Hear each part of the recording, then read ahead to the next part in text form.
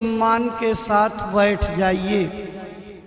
आज आपके जीवन की घड़ियों का परम सौभाग्य जागा है कि पूज्य महाराज जी अपने गुरु महाराज का संदेश लेकर के आए हुए हैं। आज सत्संग में भारत के सनातन अध्यात्मवाद का वो गहरा, खुला, रहस्यमयी, सरल से सरल शब्दों का संदेश सुनने को मिलेगा जो आज तक की जिंदगी में आपने किसी कथा भागवत कीर्तन में नहीं सुना होगा। और सत्संग के बीच में पूज्य महाराज जी जीते जी भगवान के पाने का सरल से सरल रास्ता बताएंगे। जब माला लेकर के समझाने लगे तो समझ जाइएगा कि अब नामदान होने जा रहा है। प्रभु के पाने का सरल से सरल रास्ता बताने जा रहे हैं। खूब अच्छी तरह से समझ लीजिएगा। अपना काम बच्चों की सेवा के बाद समय निकाल करके जब 1 घंटा 2 घंटा महाराज जी की बताई तरकीब से भजन करेंगे तो यहीं बैठे बैठे देवी देवताओं के दर्शन होने लगेंगे।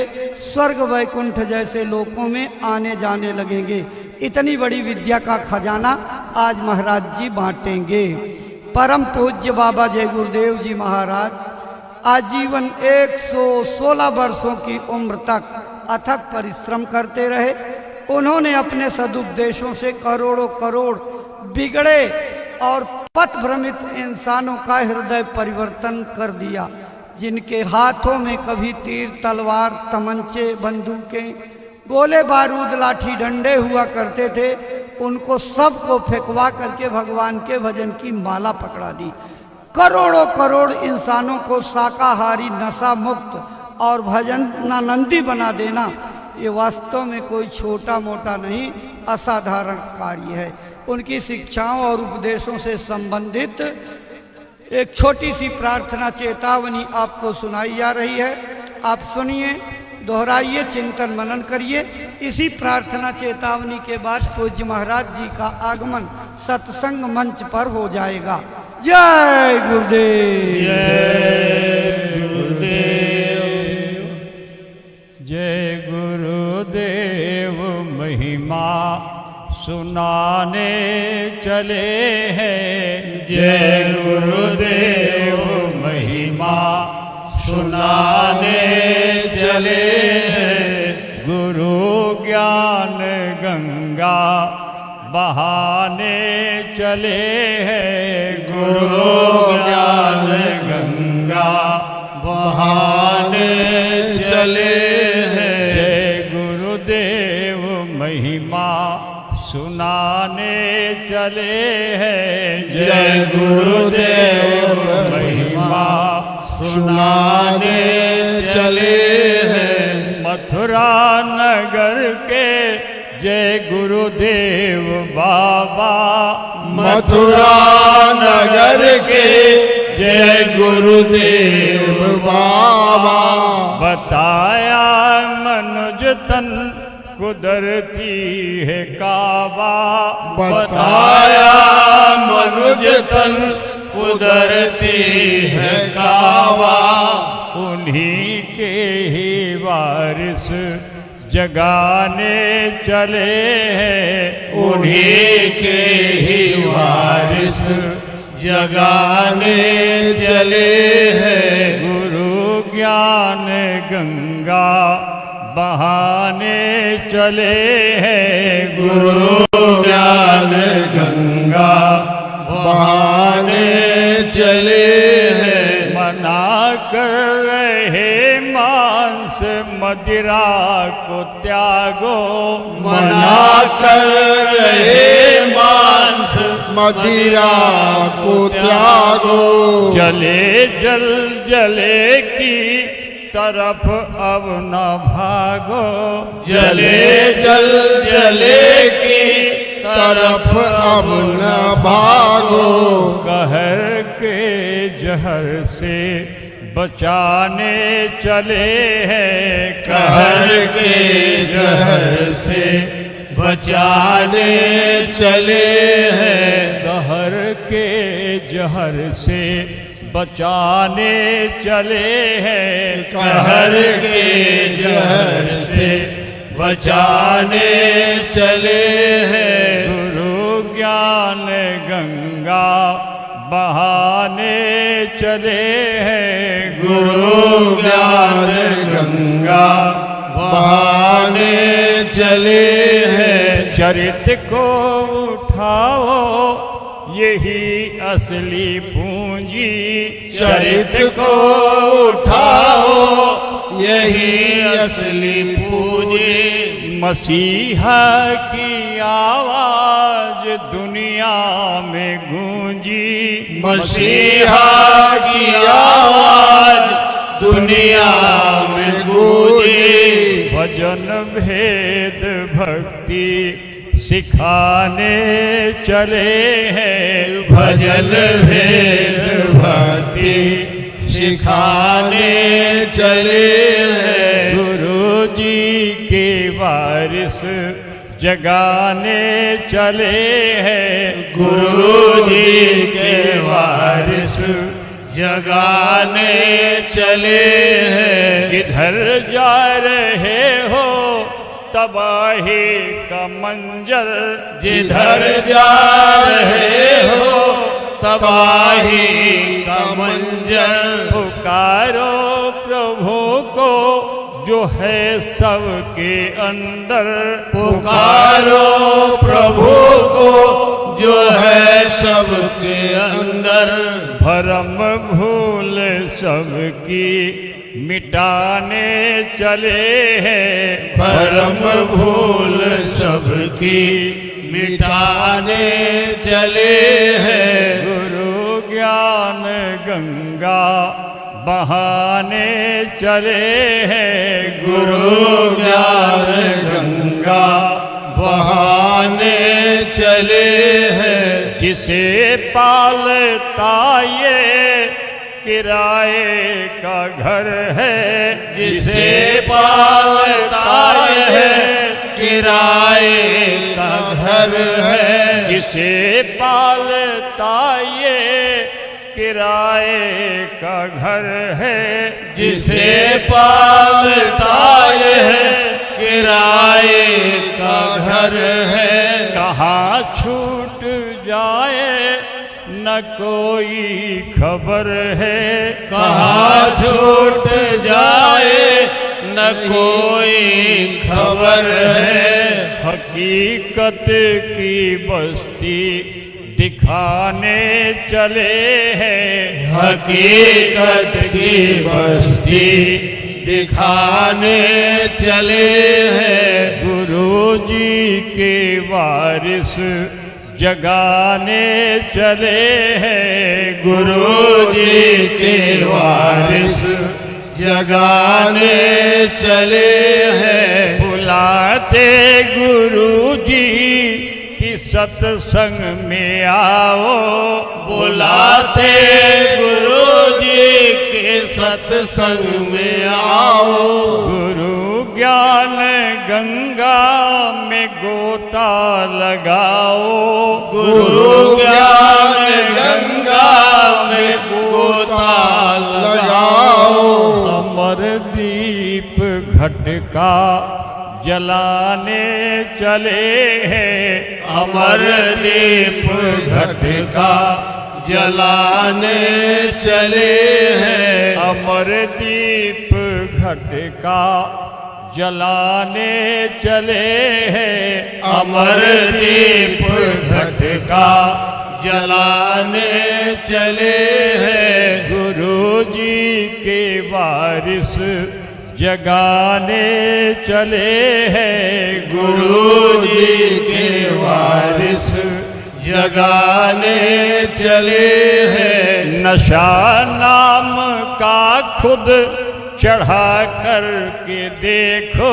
नशा नाम का खुद चढ़ा कर के देखो। तवज्जो इधर की भुला कर के देखो। तवज्जो इधर की भुला कर के देखो। हवा प्रेम वाली बहाने चले हैं। हवा प्रेम वाली बहाने चले हैं। हवा प्रेम वाली बहाने चले हैं। हवा प्रेम वाली बहाने चले हैं। गुरु ज्ञान गंगा बहाने चले हैं। गुरु ज्ञान गंगा बहाने चले हैं। गुरु जी के वारिस जगाने चले हैं। गुरु जी के वारिस जगाने चले हैं। जय गुरुदेव। जय गुरुदेव। जय गुरुदेव। प्रतिष्ठित भाई बहनों, अभी आप प्रार्थना चेतावनी की पंक्तियां सुन रहे थे। जय गुरुदेव महिमा सुनाने चले हैं, गुरु ज्ञान गंगा बहाने चले हैं। अपने गुरु महाराज के आत्म कल्याणकारी जनहितकारी संदेशों को लेकर के पूज्य महाराज जी का आगमन आपके गांव की धर्मधरा पर हुआ है। भाई बहनों, इस देव दुर्लभ मानव तन को सफल कैसे किया जा सकता है? अपने अपने माँ के गर्भ में जो भगवान के भजन का वादा करके आए थे, उस वादे को याद दिलाने और सच्चे अर्थों में इस मानव जीवन के उद्देश्य को समझाने के लिए पूज्य महाराज जी का आगमन हुआ है। आज सत्संग में भगवान के पाने का सरल से सरल रास्ता बताएंगे। भाई बहनों, यह 122 दिनों की यात्रा है जौनपुर जिले में। आज इस यात्रा का 47वां दिन है। लगातार पूज्य महाराज जी इसी तरह से अपने गुरु महाराज का संदेश सुनाते हुए अपने मिशन पर आगे बढ़ रहे हैं। पूज्य महाराज जी का आगमन सत्संग मंच पर होने जा रहा है। आप सभी भाई बहन अपने स्थान पर खड़े होकर के पूज्य महाराज जी का स्वागत अभिनंदन वंदन कीजिए। वो आपका अभिवादन स्वीकार करेंगे। जब आपको बैठने का संकेत कर देंगे, आप अपने स्थान पर बैठ जाइएगा और उनकी एक एक बातों को एकाग्र चित्त होकर के ध्यान दे करके सुनिएगा, अपने जीवन में उतारिएगा। जय गुरुदेव।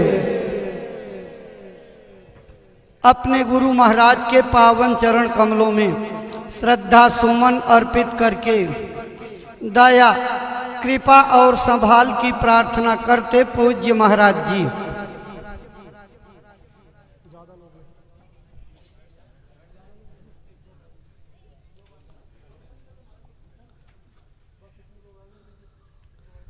जय गुरुदेव। जय गुरुदेव। अब आपको बैठने का संकेत हो गया है, आप अपने स्थान पर बैठ जाइए। आप सबकी श्रद्धा भावनाओं को इकट्ठा करके यहाँ स्थानीय संगत के पदाधिकारी और सहयोगी संगत के प्रेमी पूज्य महाराज जी का स्वागत अभिनंदन वंदन करते हुए जय गुरुदेव।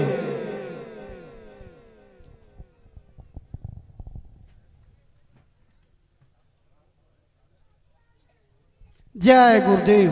प्रेमी भाई बहनों, इसी क्रम के बाद पूज्य महाराज जी के पावन चरण कमलों में श्रद्धा से आदर पूर्वक प्रार्थना करते हैं कि वह गुरु महाराज का जो संदेश मथुरा आश्रम से संकल्प बना करके चले हैं, अपनी अमर वाणी से प्रेमी भाई बहनों को सुनाने समझाने की कृपा करें, ताकि आपकी अमर वाणी से प्रेरणा प्राप्त करके भाई बहन अपने जीवन की अनमोल सांसों का उपयोग करते हुए अपना मानव तन सफल, सार्थक एवं कामयाब बना सकें।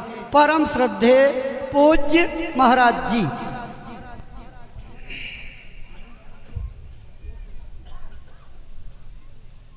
आप सभी लोग प्रेम के साथ में मालिक के पावन नाम का उच्चारण करेंगे। बोलो जय गुरुदेव। जय गुरुदेव। जय गुरुदेव। जय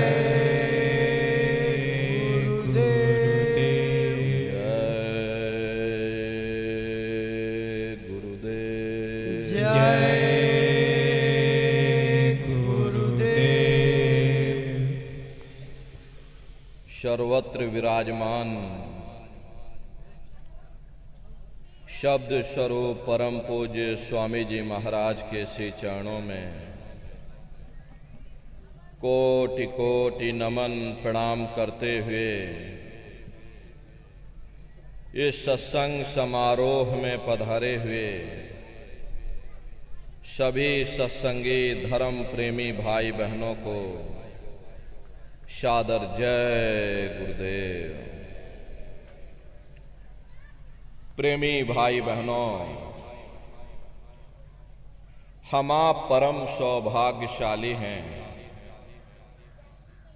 कि ऐसे कलिकाल में हम लोगों को ये मानव तन, ये मनुष्य शरीर प्राप्त हुआ है। उससे भी परम सौभाग्य की बात है कि इस मनुष्य रूपी मंदिर में बैठ करके हम लोगों को सत्संग सुनने का ये अवसर मिल रहा। सत्संग जल जो कोई पावे, मैलाई सब कट कट जावे। ये सत्संग है, ये कोई किस्से और कहानियां नहीं, नाच गाना ढोल और मजीरा नहीं। ये महात्माओं की अजर अमर वाणियां हैं। यदि आपने ध्यान से सुन लिया, बारे में पता चलेगा कि आखिर ये मनुष्य शरीर हमको क्यों मिला है, क्या इसका उद्देश्य है, मरने के बाद हम लोग कहाँ जाएंगे, हमारे रिश्ते नातेदार, हमारे कुटुंब परिवार वाले कहाँ जाएंगे, कैसे हमारी जीवात्मा का कल्याण होगा। इन सभी प्रश्नों की जानकारी आपको सत्संग के माध्यम से प्राप्त होगी। इसलिए प्रेमी भाई बहनों, जो भी वचन वाणी आपको सुनाई जाए, प्रेम और प्यार के साथ बैठ करके एक एक वचन को बड़े ध्यान के साथ सुनिएगा। महात्माओं के सत्संग में कभी किसी जात और बिरादरी, किसी कौम या मजहब या किसी भी व्यक्ति विशेष की कभी कोई निंदा चुगली आलोचना या किसी की यहाँ बुराई नहीं की जाती। सत्संग कैसे जानिए, जित एक नाम वखान। सत्संग वह जगह है जहां केवल शब्द या नाम का प्रचार किया जाता, मालिक से मिलने का प्रेम और प्यार पैदा किया जाता। हम आप परम सौभाग्यशाली हैं, ये अवसर हम लोगों को मिला हुआ है।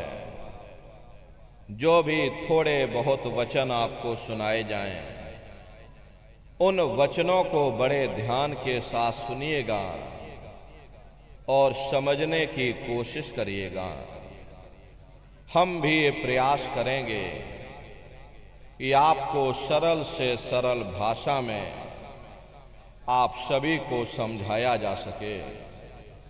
प्रेमी भाई बहनों, यह मनुष्य शरीर हम लोगों को बड़े सौभाग्य से प्राप्त हुआ है। ये जीवन बहुत अनमोल है। उस परम पिता परमात्मा ने हमको यह जीवन केवल इसीलिए दिया है ताकि हम जीते जी उस प्रभु की भक्ति करके अपनी जीवात्मा का कल्याण करा सकें।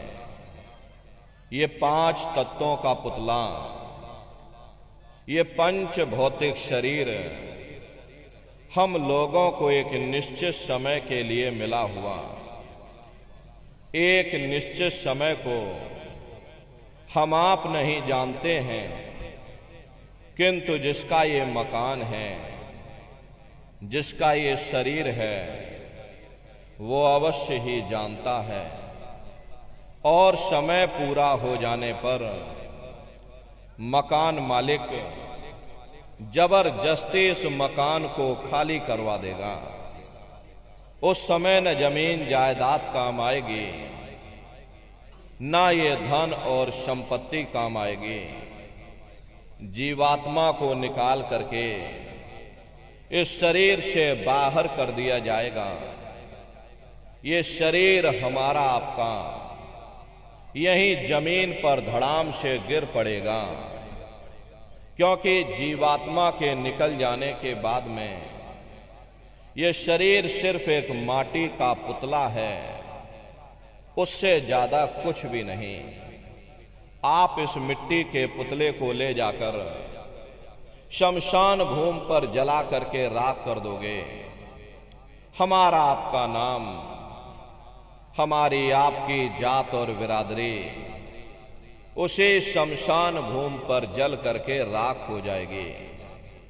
प्रेमी भाई बहनों, इस दुनिया में हित मित भाई बंधु, रिश्ते नातेदार, कुटुंब परिवार वाले, इनमें से कोई भी चीज तुम्हारी जीवात्मा को इस अधोगति से बचा नहीं सकती। हम कौन हैं, हम कहां से आए हैं, हमें जाना कहां है, ये मानव मात्र के लिए एक कठिन प्रश्न बना हुआ है। इस प्रश्न का हल तब तक नहीं होगा जब तक इस धराधाम पर कोई संत महात्मा फकीर न मिल जाएं। इसीलिए वह मालिक अति दया और कृपा करके संतों महात्माओं को धरती पर भेजते हैं, और संत महात्मा फकीर यहां पर आकर के हम जीवों को समझाने की कोशिश करते कि भाई हम आए वही देश से जहां तुम्हारो धाम, तुम सबको घर पहुंचावना एक हमारो काम। हम उसी देश से आए हैं जिस देश के तुम रहने वाले हो, परंतु तुम अपने सच्चे देश को छोड़ करके इस झूठे काल और माया के देश में फंस गए। यह देश तुम्हारा देश नहीं, तुम्हारा देश सचखंड है। ये कौम तुम्हारी कौम नहीं, तुम्हारी कौम सतनाम है, और ये जीवात्मा उस सतनाम रूपी समुद्र की बूंद है। इस बूंद को समुद्र से मिलाओ, यानी जीवात्मा को उस परमात्मा से मिलाओ। वो परमात्मा है, वो आपको मिलेगा, जीते जी मिलेगा। इसी मनुष्य शरीर में मिलेगा। इसी मनुष्य शरीर के अंदर जा करके परमात्मा से मिलने का वह एकमात्र दरवाजा है। उस दरवाजे का भेद केवल संतों महात्माओं को ही प्राप्त है। ये दुनिया के लोग, दुनिया की आवाम जनमानस दुनिया के ज्ञान को पढ़ करके अहंकार में डूबे रहते हैं कि हमसे बड़ा कोई ज्ञानी यहां नहीं है। लेकिन उनको ये नहीं मालूम कि जहां ये दुनिया का ज्ञान समाप्त होता है, उसी के सिर की चोटी से ये आध्यात्मवाद आत्मा और परमात्मा का ये गूढ़ ज्ञान रहस्य विज्ञान प्रारंभ होता। उस विज्ञान को पाने के लिए सबसे पहले जरूरी है कि पहले आप लोग मानवतावादी बनो, मानव धर्म और मानव कर्म को अपनाओ। अरे मानव धर्म क्या है? इंसान इंसान के काम आवे, एक दूसरे की निस्वार्थ भाव से सेवा करे, सत्य दया अहिंसा परोपकार आदि गुणों को अपने जीवन में उतार करके और किसी संत महात्मा की खोज करके उनके बताए हुए रास्तों पर चल करके उस मालिक की भक्ति करके अपनी जीवात्मा का कल्याण करा ले, यही इंसान का सबसे बड़ा मानव धर्म है। लेकिन आज इस कलिकाल में ये दुनिया की आवाम जनमानस इंद्रियों के भोग और वासनाओं में, शराबों और कबाबों में, मांस और मदिरा में सुख ढूंढने की कोशिश कर रही। ये चरित्र पतन जैसे कार्यों को अपना करके ये आवाम जनमानस कैसे सुखी हो सकती? पहले अपने चरित्र जैसे धन को इकट्ठा करो, क्योंकि चरित्र ही सब कुछ है। चरित्र ही मानव धर्म की पूंजी है। ये दुनिया भर के रगड़े झगड़े, पिता पुत्र में लड़ाई, आदमी औरत में लड़ाई, घर परिवार में लड़ाई, समाज में लड़ाई, जातियों में लड़ाई, मुल्क में लड़ाई, हरे नर नारियों, ये इंसानों का काम नहीं है, ये हैवानों का काम है। इसलिए पहले आप इंसान बनो, चरित्रवान बनो, महात्माओं के समीप आओ, वे जो दया का प्रसाद दें उसे खुशी खुशी लेकर के अपने निज घर को जाओ, जहां न फिर जन्मना है और ना ही फिर मरना है।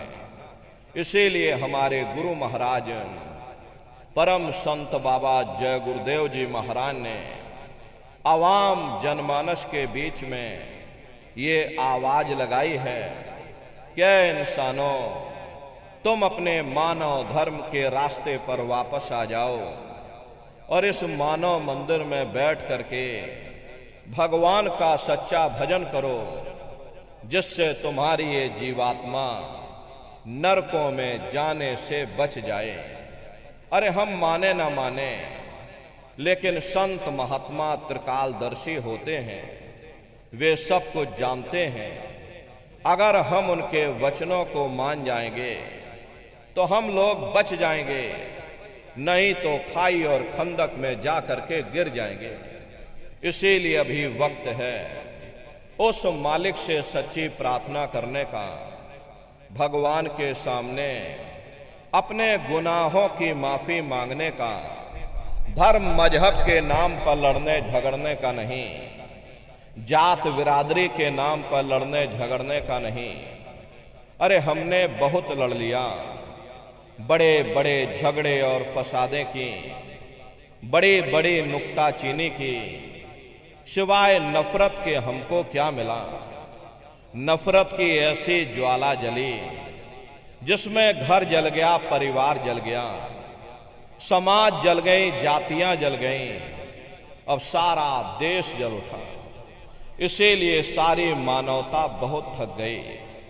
हर कोई ऐसी छांव चाहता है जहां उसे ठंडक मिले, शांति और सुकून मिले, और ये सब वहीं मिल सकते हैं जहां शांति के संदेश होते हैं, सुकून के संदेश होते हैं, मानव धर्म और मानव कर्म के संदेश होते हैं। और ये संदेश केवल संत महात्मा फकीर देते हैं, जो समदर्शी होते हैं, जो समस्त जीवों के अंदर उस प्रभु के अंश को देखते हैं। ऐसे समदर्शी उन महात्माओं की खोज करो। ये मत देखना कि महात्मा जी किस जाति के हैं, महात्मा जी किस बिरादरी के हैं। अरे जातियां कर्म के अनुसार बनाई गई, जन्म के अनुसार नहीं। मनुष्य की एक ही जाति है, वो है मानव जाति। और इसी मानव जामे में बैठ करके हमें उस मालिक की भक्ति करनी है। प्रेमी भाई बहनों, सुपच जाति के भंगी थे, रैदास जी महाराज जाति के हरिजन थे और मीराबाई जाति की छत्राणी थी। अगर वे सब उस मालिक को प्राप्त कर सकते हैं तो आप भी उस मालिक को प्राप्त कर सकते हो। लेकिन बगैर महात्माओं के, बगैर गुरु के कोई भी जीव इस संसार समुद्र से ना कोई पार हुआ और ना ही कोई हो सकता। ये समुद्र ऐसा है जिसके ना इस किनारे का पता, ना उस किनारे का पता कोई नहीं जान सकता। ये दुनिया कब बनी, कितनी बार प्रलय और महाप्रलय हो गई, लेकिन इतना जरूर मालूम है कि जिस दिन से दुनिया बनी है हम लोग यहीं पर भटका खा रहे। अगर इधर से हवा चली, नैया हमारी उधर चली गई और कहीं उधर से हवा चल गई, हमारी नैया डगमगाते हुए इधर चली गई। न जाने कितने युग और कल्प बीत गए, लेकिन हमारी जीवन की नैया आज तक इस भवसागर से किनारे नहीं लगी। इसलिए न नारियों, सौभाग्य से वक्त का इतना बड़ा वरदान आपको मिला, ये मानव तन आपको मिल गया। न जाने किस महात्मा की दया हो गई, न जाने कौन से जन्म जन्मांतरों के शुभ पुण्य कर्म उदय हो गए जो आपको ये मनुष्य शरीर मिल गया। अरे अब की बार ये मौका तुमको मिल गया है, मिले नरदेह यह तुमको, और बनाओ काज कुछ अपना और पचो मत आए इस जग में, जानियो रैन का सुपना। प्रेमी भाई बहनों, जैसे रात में हम लोग स्वप्न देखते हैं, हालांकि उस समय पर हमें स्वप्न सच मालूम पड़ता है, असली प्रतीत मालूम होता है। लेकिन जब हम लोग सुबह उठते हैं, जब हमारी आंखें खुलती हैं, तब हमें होश आता है कि नहीं भाई, हम तो स्वप्न देख रहे थे, ये सब भ्रम है। ठीक उसी प्रकार से ये दुनिया भी 10-20-100 साल का स्वप्न है।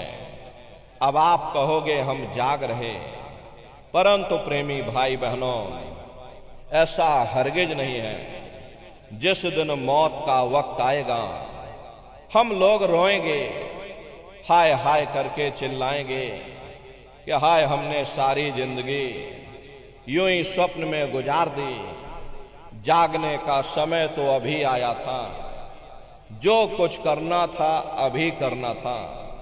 लेकिन प्रेमी भाई बहनों, अब पछताए होत क्या, जब चिड़िया चुग गई खेत। महात्मा प्रेम से जीवों को समझाते हैं कि भाई देह और ग्रह सब झूठा और भरम में काहे को खपना। ये घर बार हमारा अपना नहीं, अरे पराया देश है। ये सराय खाना है, ये मुसाफिर खाना है। ये शरीर भी तुम्हारा अपना नहीं, ये भी काल का पिंजरा है, किराए का मकान है, पराया मकान है। किसी को 40-50 साल के लिए मिला, किसी को 80-90-100 साल के लिए मिल गया। जितने जितने श्वास उस मालिक ने बख्शे हैं, उसे भुगतने के बाद में हमें शरीर को यहीं छोड़ जाना। श्वास दुधारा नित ही जारी, एक दिन खाली चाम। प्रेमी भाई बहनों, एक तालाब पानी से चाहे कितना भी क्यों ना भरा हो, आप एक छोटी सी नाली काटकर खोल दीजिए, तालाब में छोटा सा छेद कर दीजिए, तो सारा पानी ही तालाब से बाहर निकल जाएगा। ठीक उसी प्रकार से तुम्हारा ये शरीर भी श्वासों का भंडार है, और जब तक श्वासों का भंडार जारी है, हम दुनिया के काम काज में फंसे हुए, दुनिया के कारोबार में हम आप उलझे हुए, लेकिन जिस वक्त ये श्वासों का भंडार खाली होगा, अरे टेलीफोन खड़क जाएंगे, तार पहुंच जाएंगे, संदेश पहुंच जाएंगे, सब रिश्ते नातेदार, सब कुटुंब परिवार वाले, सब अड़ोस पड़ोस वाले मिनटों सेकंडों में इकट्ठा हो जाएंगे। प्रेमी भाई बहनों, जिस शरीर से तुम इतना प्रेम किया करते थे, साबुन से मल मल करके नहाते थे, उसे कोई एक रात भी घर में रखने को तैयार नहीं होता। ये कंधों पर लटका करके शमशान भूमि पर छोड़ करके आ जाते। हिंदू लोग तिनका तोड़ाते हैं, जैसे तिनका टूट गया तेरा मेरा रिश्ता नाता टूट गया। मुसलमान ईसाई लोग खाक की मिट्टी कब्र में डाल देते। ये जो मेरे लिए खाक की मिट्टी है, वह मेरे लिए तू है। हरे मामूली कष्ट नहीं होता, मौत के समय में घनघोर पीड़ा होती है। जन्मत मरत दुसह दुख हुई, सहजो बाई ने बयान किया है। इस सहजो मौत आइया, अंग अंग दिया तोड़, और हिया जरे छाती फटे, उठे पीर घन घोर। गुरु महाराज सत्संग में फरमाते थे, जैसे 1,00,000 बिच्छू एक साथ मिल करके हमारे शरीर पर डंक मारे, उससे भी लाखों करोड़ों गुना ज्यादा मौत के समय में दर्द होता है। प्रेमी भाई बहनों, जब मृत्यु आती है तो किस तरह से प्राण निकलते हैं, प्राणों के निकलने की क्या प्रक्रिया होती है, पहले उसे आप अच्छी तरह से समझ लीजिए। सिमटत भास श्वास उठ जावे, प्राणपति जब सिमट समावे, उस समय हमारी ये श्वासें रुक जाती हैं। शरीर की चेतना नीचे से सिमटने लगती है तो सबसे पहले गुदा चक्र टूटता है, क्योंकि गुदा चक्र में पृथ्वी का वास होता है। गुदा चक्र टूट करके ऊपर इंद्रिय चक्र में समा जाता। इंद्रिय चक्र में जल का वास होता, यानी जल ने पृथ्वी को घोल दिया। फिर जब इंद्रिय चक्र टूटेगा तो ऊपर नाभि चक्र में समा जाएगा। ये नाभि चक्र में अग्नि का वास होता, यानी अग्नि ने फिर जल को सुखा दिया। ये नीचे से सिमटाव होता है, नीचे से ऊपर की ओर सिमटाव होता। पैरों के तलवे से लेकर के ये सिर की चोटी तक सिमटाव होता है। फिर जब ये नाभि चक्र टूटेगा तो ऊपर हृदय चक्र में समा जाएगा। हृदय चक्र में वायु का वास होता, यानी वायु ने अग्नि को अपने में समाहित कर लिया, और इस तरह से वायु ऊपर आकाश मुड़ गई। ये आंखों की पुतलियां ऊपर पलट जाती हैं, मुंह खुला का खुला रह जाता है। अरे महात्मा समझाते हैं, जब यह कर्म कलाई उपजावे और बुद्धि सुरत की आन दबावे, जब यह जीवात्मा पांचों तत्वों को लांग करके जल पृथ्वी अग्नि वायु आकाश पांचों तत्वों को लांग करके ऊपर आती है, तो काल दाढ़ में आन दबानी, जब ढरके नैनन से पानी, जब काल अपनी दाढ़ में दबाता है उस समय नेत्रों से पानी निकलता। इंद्रियां टूट टूट करके चकनाचूर हो जाती। सब नात रिश्तेदार खड़े रह जाएंगे, लगे टकटकी दिखे ना भाई, वाह समय को करे सहाई। उस समय मरने वाला टकटकी लगाकर देखता है कि कोई मेरी मदद कर दे, कोई मेरी सहायता कर दे, कोई मुझे बचा ले। लेकिन प्रेमी भाई बहनों, सब नात रिश्तेदार खड़े रह जाते, भाई बंधु सब देखते रह जाते, डॉक्टर वैद्य हकीम सब आपको घेरे रह जाते, लेकिन उस समय आपको कोई बचा नहीं पाता। जम के दूत घेर चौफेरा, निक्षय प्राण छोड़ के डेरा। यमदूत आते हैं, प्राणों की डोरी को तोड़ देते हैं और जीवात्मा को खींच करके इस शरीर से बाहर कर दिया जाता है। जैसे ही जीवात्मा शरीर से अलग हुई, ये शरीर हमारा मिट्टी हो जाता है। अरे इस मिट्टी को ले जा करके तुम शमशान भूमि पर जला करके राख कर देते हैं। हाड़ जले जैसे लाकड़ी, केस जले जैसे घास, और कंचन जैसी ये काया ढह गई और कोई ना आवे पास। ये कहानी हमारी आपकी यहीं समाप्त हो गई। ये जात बिरादरी के रगड़े झगड़े, ये नाम, ये रुतबा, ये शानो शौकत, ये पद और प्रतिष्ठा, ये प्रधानी और ये कलेक्टरी, ये ब्लॉक प्रमुखी और ये सरपंची, ये सब समाप्त हो गई। लेकिन उधर देखो क्या होता, तुम्हारी जीवात्मा को ले जा करके ऊपर धर्मराज की कचहरी में पेश कर दिया जाएगा।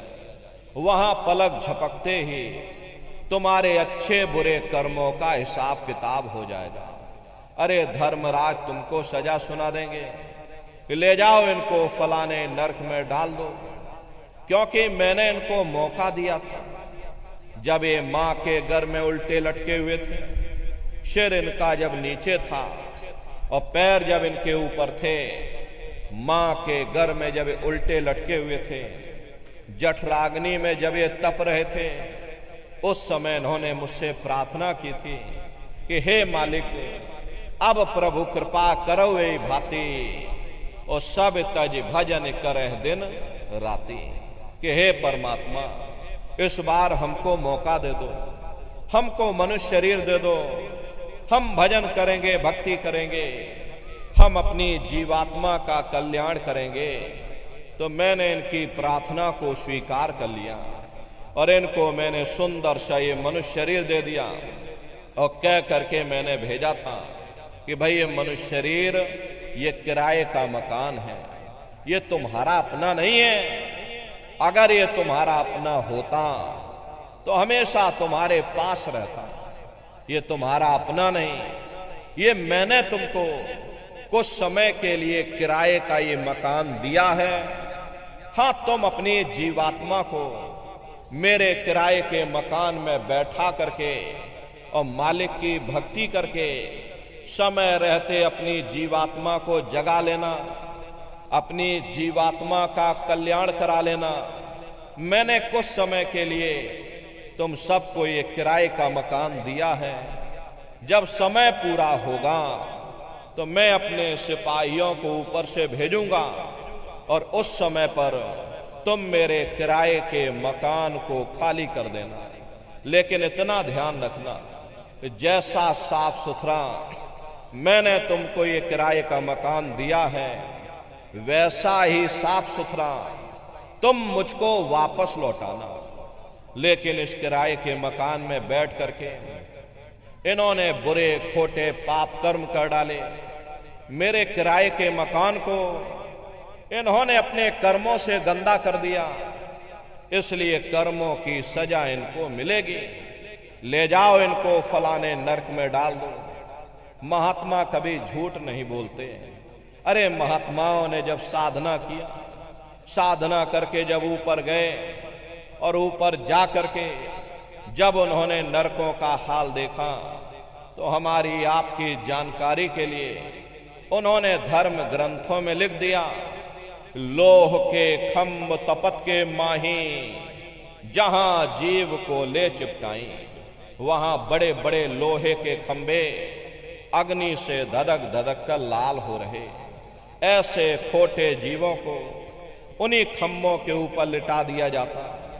अरे जीव हाय हाय करके चिल्लाता है, तड़फ तड़फ जीव जुलम बुखारी, और तपत खम्भ दुखी उपजे भारी।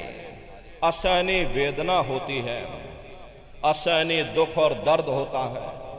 जीव वहां रोता और चिल्लाता रहता है। लाखों लाख योजन मील तक तुम्हारे रोने, चीखने, चिल्लाने की आवाज उन नरकों से होकर के गुजरती है। लेकिन प्रेमी भाई बहनों, वहां कोई तुम्हारी पुकार सुनने वाला नहीं, कोई तुम्हारी दर्द भरी आवाज को सुनने वाला नहीं। ये दुर्दशा क्यों हो गई? क्योंकि हम लोग मनमुखी हो गए, मन के कहे पर चलने लग गए। मन के कहे पर चल करके बुरे खोटे पाप कर्म करने लग गए। कर्मों का ये जखीरा अंबार के अंबार हमने अपने सिर पर लाद लिए। आज उन्हीं कर्मों का हम आप भोग पा रहे। अरे महात्मा कहते हैं नर के अनेकन और हैं, कहाँ लग कहूं बखान, दुख भुगते यह जीव जो जाने जो भोग समान। कहते भाई एक नरक नहीं, ऐसे वहां पर अनेकों अनेक नरक बने हुए, अलग अलग बुरे खोटे पाप कर्मों के वहां पर अलग अलग नरक बने हुए। गरुड़ पुराण में 36 प्रकार के नरकों का वर्णन किया गया। कुंभी नरक निदान यह है, पड़े जीव जग जाए, सिर समेत डूबा रहे, सदा नरक के माही। कुंभी कहते हैं घड़े के आकार का बड़ा विशाल नरक वहां बना, दुनिया भर का मवाद उसमें भरा, बड़ी भारी बदबू उसमें से आती है, जीवों को ले जाकर उसी में डाल दिया जाता है। अरे कुंभी नरक कल्पलो वासा, और मुख में नरक नाक में श्वासा। कल्पलो वासा यानी 1000 चौकड़ी युग का एक कल्प होता है, और कल्प लो वासा यानी युगों युगों तक ये जीव नरकों की सजा को भोगता रहता है। और नरकों की सजा भोगने के बाद में इन्हीं जीवों को सीधे मनुष्य शरीर आपको दोबारा नहीं दिया जाएगा, बल्कि ले जाकर के 4 खान 84 लाख योनियों में डाल दिया जाएगा। जैसे बच्चा होता है, अब बच्चा पहले कक्षा 1 पास करेगा, फिर कक्षा 2 में जाएगा। ऐसे ही प्रेमी भाई बहनों, वहां पर भी पूरा चैनल बना हुआ। नरकों की सजा भोगने के बाद में इन्हीं जीवों को 4 खान 84 लाख योनियों में डाल दिया जाता है। इसे आप अच्छी तरह से समझ लीजिए, ये आध्यात्मिक पढ़ाई है। जैसे बच्चे स्कूल कॉलेज में जाते हैं तो दुनिया की पढ़ाई पढ़ते हैं, भौतिक पढ़ाई स्कूल कॉलेज में पढ़ाई जाती है। ऐसे ही प्रेमी भाई बहनों, ये आध्यात्मिक पाठशाला है जहां आपको आध्यात्मिक पढ़ाई मिलेगी। तो इसको आप अच्छी तरह से समझेंगे तो प्रेमी भाई बहनों आपकी समझ में आएगा। लेकिन मन भागता रहेगा तो कुछ समझ में आने वाला नहीं। इसलिए मन को रोक करके एक एक वचन को बड़े ध्यान से सुनिएगा। नरकों की सजा पूरी होने के बाद में इन्हीं जीवों को 4 खान 84 लाख योनियों में डाल दिया जाता है। जैसे बच्चा होता, प्रेमी भाई बहनों, बच्चा 1 पास करेगा, 2 पास करेगा, फिर 3 पास करेगा। ऐसे ही वहां भी पूरे चैनल बने हुए। तो प्रेमी भाई बहनों, ये 4 खान 84 लाख योनियां, ये कोई मामूली योनियां नहीं होती। 4 खान का मतलब होता है अंडज, पिंडज, उपमज, स्थावर। ये 4 खाने होती हैं। पहली श्रेणी तो इन पेड़ पौधों की आती है जिनके अंदर पानी का तत्व मौजूद होता है। कभी ये भी मनुष्य हुआ करते थे, लेकिन आज अपने कर्मों का ये भोग पा रहे, एक जगह पर पेड़ बनके खड़े हुए। दूसरी श्रेणी कीड़े मकोड़ों की आती है जिनके अंदर पृथ्वी और अग्नि का तत्व मौजूद होता है। तीसरी श्रेणी पंछियों की आती है। चौथी चौपाए जानवरों की आती है। और 5वीं स्वयं इंसानों की आती है, जिसके अंदर 5 तत्व जल, पृथ्वी, अग्नि, वायु, आकाश, 5 तत्व मौजूद होते हैं। प्रेमी भाई बहनों, ये 4 खाने हैं, इनकी अलग अलग कुल 84 लाख योनियां होती हैं। अब आप पेड़ पौधों को ही देखिए तो आम का पेड़ अलग है, नीम का पेड़ अलग है, पीपल का पेड़ अलग है। ऐसे ही अलग अलग प्रजातियों के कीड़े मकोड़े, अलग अलग प्रजातियों के पशु और पंछी, कुल मिलाकर 84 लाख योनियां हैं। हम दुनिया के जीव नरकों की सजा भोगने के बाद में इन्हीं 84 लाख योनियों में डाल दिए जाते हैं। अरे मामूली कष्ट नहीं होता। हमको आपको देखो गर्मी लग गई तो हम लोग छाया में आ गए, सर्दी लग गई कंबल रजाई ओढ़ लिया, भूख लग गई तो भोजन कर लिया, बीमार हो गए तो अस्पतालों में चले गए, अपना अपना इलाज करवा लिया। लेकिन देखो इन जानवरों को, क्या गर्मी, क्या सर्दी और क्या बरसात, एक एक रोटी के टुकड़े के लिए बेचारे दर बदर रोड पर भटकते रहते। किसी का हाथ कट गया, किसी का पैर कट गया, किसी को आपने जीते जी काट डाला, मुर्गी की पकड़ करके गर्दन ही घुमा डाली। अरे उनको भी दर्द होता है, उनको भी तकलीफ होती है, लेकिन वे बेचारे बेजुबान हैं, कुछ बोल नहीं पाते हैं, कुछ बता नहीं पाते हैं। हम लोगों के अंदर ये जुबान है, हम लोग बोल बता देते हैं, वे सिर्फ रोते और चिल्लाते रहते हैं। अरे कौन उनकी पुकार सुनने वाला, कौन उनकी दर्द भरी आवाज को सुनने वाला, कौन सी अदालत में जाकर के वे बेचारे दरवाजा खटखटाएं, या कौन मजिस्ट्रेट उनकी फरियाद को सुनेगा। प्रेमी भाई बहनों, कोई सुनने वाला नहीं है। कृष्ण भगवान ने उद्धव से कहा कि हे उद्धव, ये जो तुम चीता देख रहे हो, ये कई बार इंद्र बन चुका। प्रेमी भाई बहनों, जब स्वर्गों का राजा इंद्र वह अपने कर्मों के कारण चीता बन सकता है, तो हम दुनिया के जीवों का क्या हाल होगा। हम लोग कभी उस पर विचार नहीं कर पाते। धृतराष्ट्र ने कृष्ण भगवान से पूछा कि हे केशव, मैं अंधा क्यों हूं? मुझे 100 जन्मों की खबर है, मैंने इन 100 जन्मों में कोई ऐसा कर्म नहीं किया जिससे कि मैं अंधा होता। कृष्ण भगवान ने सिर पर हाथ रख करके कहा कि जरा और पीछे जा करके देखो। देखा तो 106 जन्म का कर्म निकला। प्रेमी भाई बहनों, ये कर्मों का बड़ा पेचीदा संसार है। यहां तुम जैसे कर्म करोगे वैसा फल तुमको मिलेगा। बुरे कर्म करोगे बुरा फल मिलेगा, अच्छे कर्म करोगे अच्छा फल मिलेगा।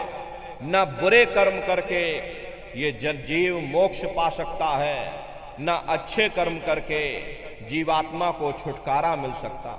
आध्यात्म यही कहता है कि जब तक ये जीवात्मा निष्कर्म नहीं हो जाएगी, उस परमात्मा को प्राप्त नहीं कर सकती।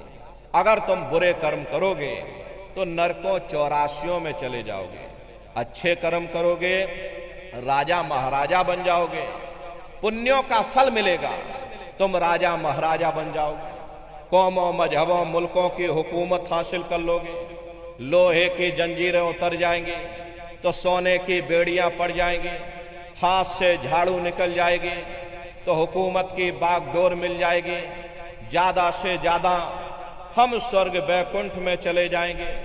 अरे वे भी भोग योनियां हैं, एक निश्चित समय के लिए मिलती हैं। पुण्य कर्म समाप्त हो जाने के बाद में फिर वहां से सीधे मृत लोक में उतार दिया जाएगा। अब जब वहां से नीचे उतारे जाओगे तो किसी बड़े घर में जन्म मिल जाएगा, और बड़े घर में जन्म लेने के बाद में कौन भला अच्छा कर्म करेगा, फिर बुरे खोटे कर्म किए, फिर प्रेमी भाई बहनों नरकों 84 में चले गए। ऐसे ये आवागमन चलता रहता है, लेकिन मुक्ति नहीं मिलती। बिना कर्म कोई काया नहीं, जग बस रहा कर्म के माही। कोई शरीर बिना कर्म के नहीं है। ये सूरज चांद सितारे, ये जमीन, ये आसमान, ये देवी और ये देवता, ये सब कर्मों के अधीन हैं। कर्म होती है तो काया बनती है, और काया होती है तो कर्म भी बन जाते हैं। ये एक दूसरे पर सब आश्रित हैं, एक के बगैर दूसरा हो ही नहीं सकता। जिस दिन से दुनिया बनी है कर्मों का ये अटल कानून चला आ रहा है। युग बदलते रहते हैं, समय बदलता रहता है, लेकिन ये कर्मों का कानून नहीं बदलता। कर्म भूत सब जग को लागा और या से बचे नहीं कोई जागा। कर्मों का ये भूत सारे संसार के जीवों को लगा हुआ है। कर्मों के वशीभूत होकर के ये मनुष्य बार बार जन्म लेता और मरता है, नरकों की सजा को भोगता है, फिर 4 खान 84 लाख योनियों में भटकता है। प्रेमी भाई बहनों, 84 लाख योनियों की सबसे जो आखिरी योनि होती है वो गाय और बैल की योनि होती है। अरे गाय स्त्री का रूप लेती है और बैल पुरुष का रूप लेते हैं। ये 84 लाख योनियों की सबसे आखिरी योनि यानी कि अंतिम पायदान होता है।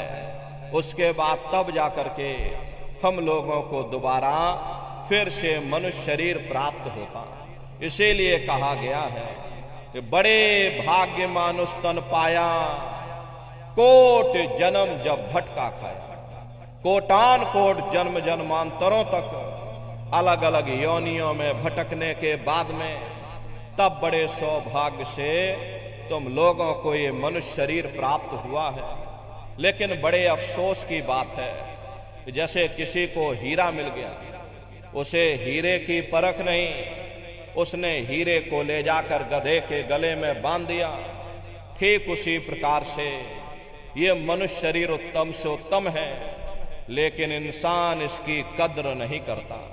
खाने पीने ऐशो इशरत में, मोह ममता में अपने कीमती समय को और श्वासों की पूंजी को बर्बाद कर देता। रात गवायो सोए के और दिवस गवायो खाए, और हीरा जन्म अमोल था और कौड़ी बदले जाए।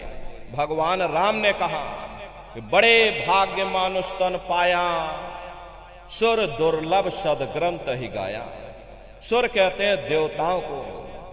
बड़े से बड़े देवी और देवता भी इस मनुष्य शरीर को पाने के लिए तरसते हैं, क्योंकि देवी देवता भी अपने पुण्य कर्मों का भोग स्वर्ग वैकुंठ में भोग रहे हैं। उनको ये मालूम है कि जैसे ही पुण्य कर्म समाप्त हो जाएंगे हमको फिर मृत्युलोक में आना पड़ेगा। इसीलिए प्रेमी भाई बहनों, देवी देवता भी इस मनुष्य शरीर को पाने के लिए तरसते हैं, क्योंकि इसी मनुष्य रूपी मंदिर में बैठ करके हम आप उस परमात्मा की भक्ति कर सकते हैं। मुक्ति पाने का केवल एक ही रास्ता है, वो केवल मनुष्य का शरीर है। साधन धाम मोक्ष कर द्वारा। प्रेमी भाई बहनों, ये मनुष्य शरीर ही उस मालिक की भक्ति करने का एकमात्र साधन का धाम है।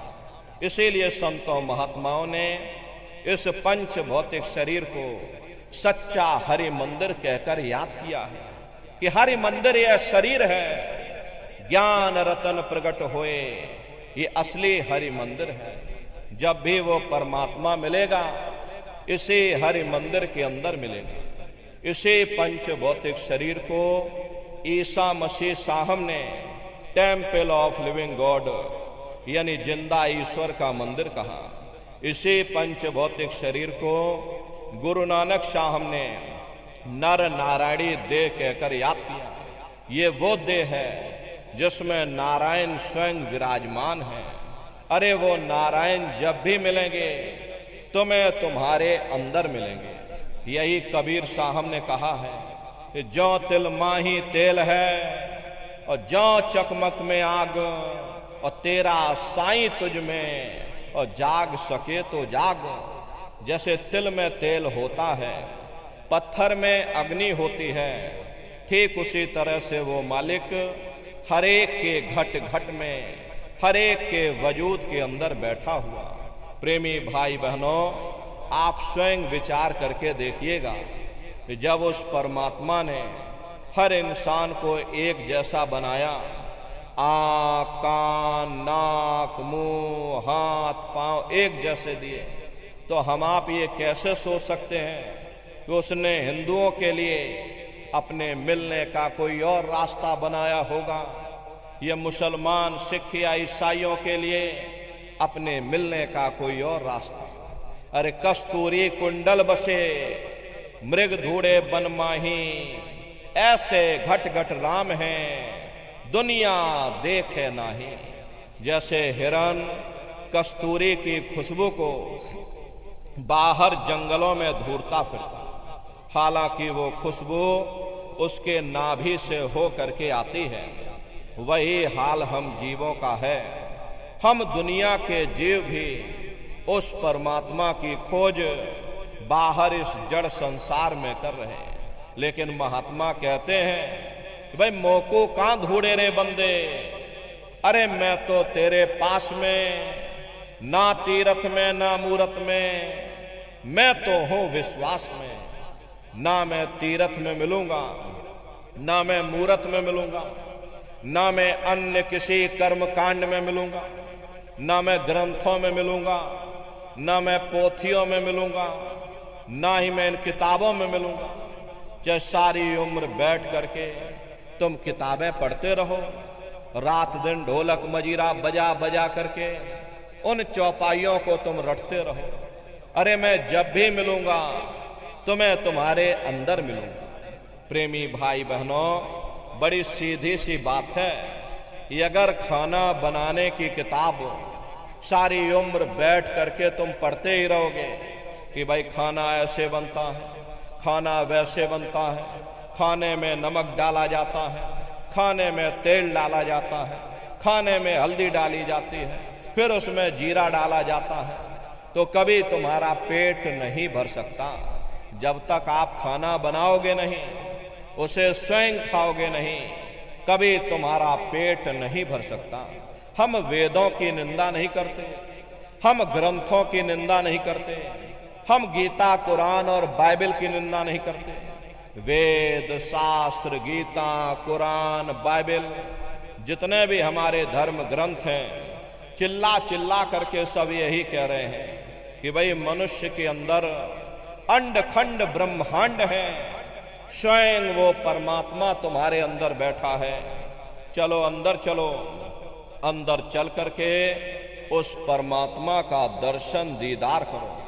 अब सवाल ये उठता है कि भाई आखिर हम अपने अंदर जा करके उस परमात्मा का दर्शन कैसे करेंगे? तो इसके लिए संतों महात्माओं ने केवल 3 साधन बताए। साधन 3 सारे वर्णे और साधन सब थोथे मान। इस कलयुग में उस मालिक को पाने के लिए महात्माओं ने केवल 3 पूजाएं बताई। पहला है सुमरन, दूसरा है ध्यान और तीसरा है भजन। सुमरन कहते हैं अपने गुरु को याद करना, ध्यान कहते हैं अपनी दिव्य दृष्टि को खोलना, और भजन कहते हैं कान में उंगली डाल करके उस शब्द को सुनना, उस नाम को सुनना, उस देववाणी आकाशवाणी को सुनना जो 24 घंटे तुम्हारे सब के अंदर गूंज रही है। प्रेमी भाई बहनों, ये सुरत शब्द नाम योग की साधना है। जितने भी महात्मा धरती पर आए उस मालिक को पाया, सुरत शब्द नाम योग की साधना करके ही पाया। देखिए, सबसे पहले कबीर साहब आए। कबीर साहब ने सुरत शब्द नाम योग की साधना जारी की। उसके बाद गुरु नानक साहब आए। गुरु नानक साहब ने भी सुरत शब्द नाम योग की साधना जारी की। उसके बाद और भी महात्मा आए, कबीर, नानक, दादू दरिया, भीखा, रविदास जी महाराज, पलटू साहब जी महाराज। अरे आप चित्रकूट में चले जाइए, देखिए गोस्वामी जी महाराज जिन्होंने रामचरितमानस बनाई है, जिसका पाठ आप सभी लोग अपने अपने घरों में मंदिरों में बैठ करके करते हो, उन्होंने भी उस मालिक को पाया तो सुरत शब्द नाम योग की साधना करके ही पाया। राजस्थान की धरती पर देखो मीराबाई हुई, सहजोबाई हुई, उन्होंने भी उस मालिक को पाया तो सुरत शब्द नाम योग की साधना करके ही पाया। प्रेमी भाई बहनों, ये सुरत शब्द नाम योग की साधना है। इस साधना की 3 क्रियाएं हैं। पहला है सुमरन, दूसरा है ध्यान और तीसरा है भजन। तो कैसे आप लोग सुमरन करोगे, कैसे आप लोग ध्यान करोगे और कैसे आप लोग भजन करोगे? बहुत से नए प्रेमी भाई बहन यहाँ बैठे हुए हैं, तो सुमरन, ध्यान और भजन कैसे कैसे करना है बैठ करके आप सभी लोग अच्छी तरह समझ लेना और फिर घर पर जा करके करिएगा। तो सबसे पहले सुमरन कैसे किया जाएगा? सुमरन करने के लिए एक माला आप लोग ले लेना। ये देखिए प्रेमी भाई बहनों, 108 दाने की ये माला है। अपने अपने घरों में बैठ करके बाहर से अपनी आंखों को बंद कर लेना। दोनों आंखों के बीचों बीच में दूर सामने अंधेरे में अपनी दृष्टि को रोक करके और दाने दाने पर जय गुरुदेव नाम का उच्चारण करिएगा। हर दाने पर जय गुरुदेव नाम, हर दाने पर जय गुरुदेव नाम, जय गुरुदेव जय गुरुदेव जय गुरुदेव जय गुरुदेव, कुल 108 बार करिएगा। दोबारा फिर यहीं वापस आ जाओगे। जब आप जय गुरुदेव नाम का उच्चारण करोगे तो दोनों आंखों के मध्य भाग में अपने ध्यान को रोक करके और दाने दाने पर मन ही मन जय गुरुदेव नाम का जाप करिएगा। जिसको आप याद कर रहे हो, एक समय ऐसा आएगा वो अंतर में तुम्हारे सामने प्रकट हो जाएगा। उसके स्वरूप को देख लेना, फिर उसी के स्वरूप को याद करके जय गुरुदेव नाम का सुमरन सभी नए प्रेमी भाई बहन करिएगा। दूसरी बार फिर यहीं से जय गुरुदेव नाम का सुमरन, तीसरी बार फिर यहीं से जय गुरुदेव नाम का सुमरन, चौथी बार फिर यहीं से जय गुरुदेव नाम का सुमरन। इस तरह से कुल 8 बार जय गुरुदेव नाम का सुमरन सभी नए प्रेमी भाई बहन करिएगा। और 8 बार करने के बाद में ये माला आप रख देना। प्रेमी भाई बहनों, ये जय गुरुदेव नाम किसी साधारण इंसान का नाम नहीं, ये स्वयं उस अनामी महाप्रभु का नाम है। समय समय पर संत महात्मा फकीर अपने अपने समय पर आकर के अपनी साधना के द्वारा उस मालिक के नाम को जगाते हैं, उस मालिक के नाम को सिद्ध करते हैं। जैसे कबीर साहब आए, कबीर साहब ने साहिब नाम सिद्ध किया। गुरु नानक साहब आए, गुरु नानक साहब ने वाह गुरु नाम सिद्ध किया। गोस्वामी जी महाराज आए, गोस्वामी जी महाराज ने राम नाम सिद्ध किया। मीराबाई आई, मीराबाई ने गिरधर नाम सिद्ध किया। सूरदास जी महाराज आए तो सूरदास जी महाराज ने श्याम नाम सिद्ध किया। इसी तरह से हमारे गुरु महाराज जय गुरुदेव नाम सिद्ध करके गए। जय गुरुदेव नाम का जहाज लगा कर गए।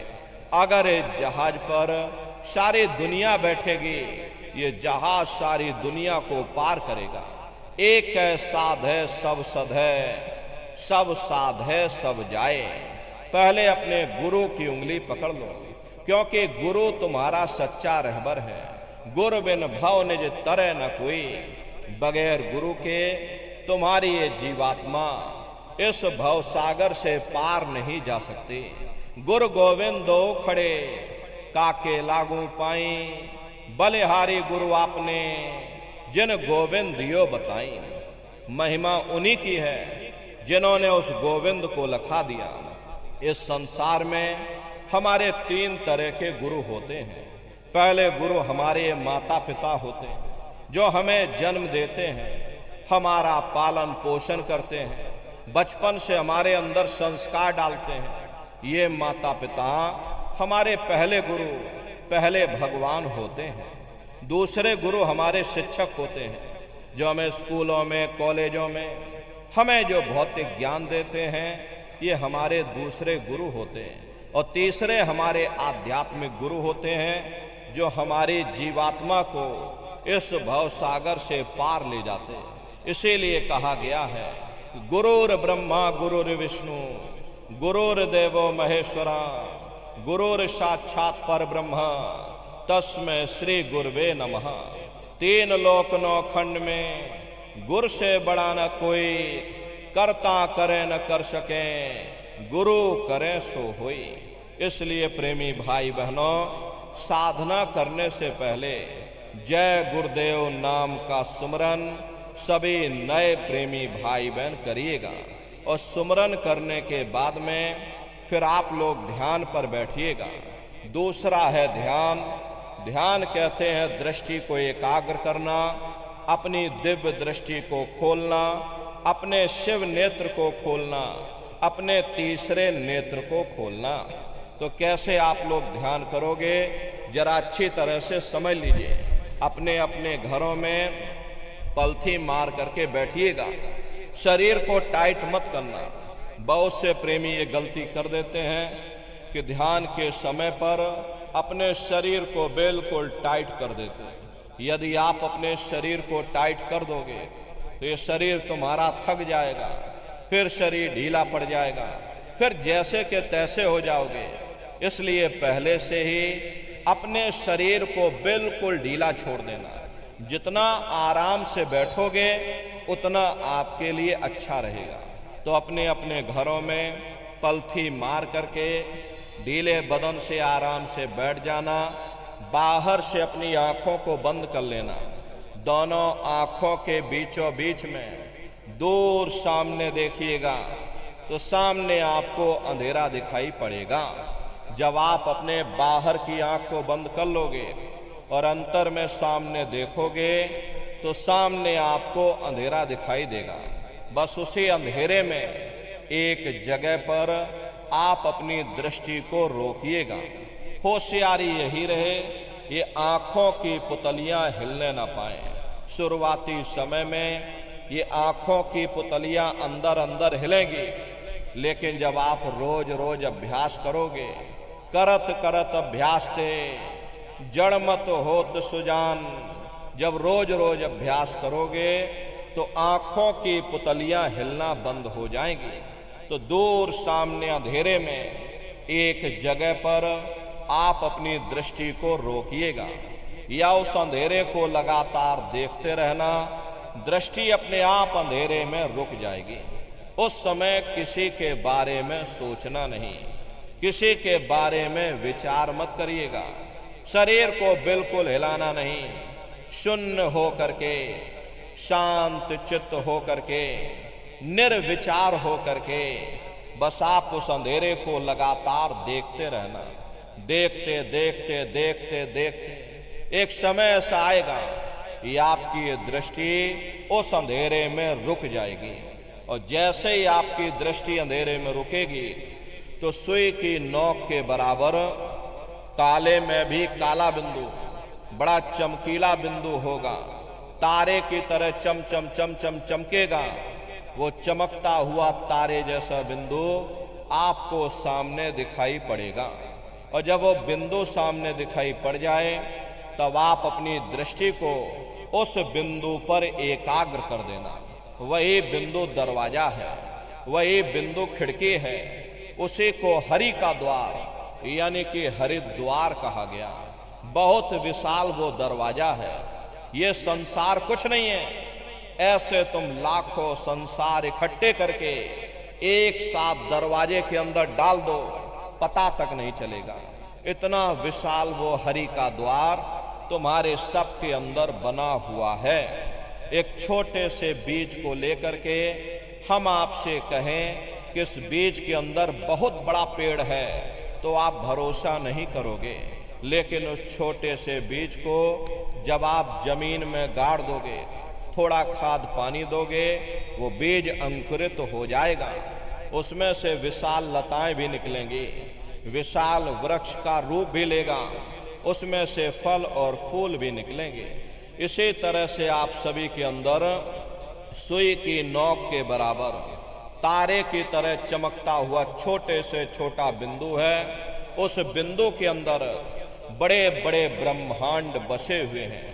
वो तारे जैसा चमकता हुआ बिंदु आपको सामने दिखाई पड़ेगा। लेकिन बिंदु जब दिखाई पड़ेगा जब आपकी ये दृष्टि उस अंधेरे में रुक जाएगी। ये उसी तरह से है जैसे सूरज है लेकिन बीच में बादल आ गए तो सूर्य आपको दिखाई नहीं दे रहा। अगर वो बादल हट जाएं तो सूरज सामने दिखाई पड़ जाएगा।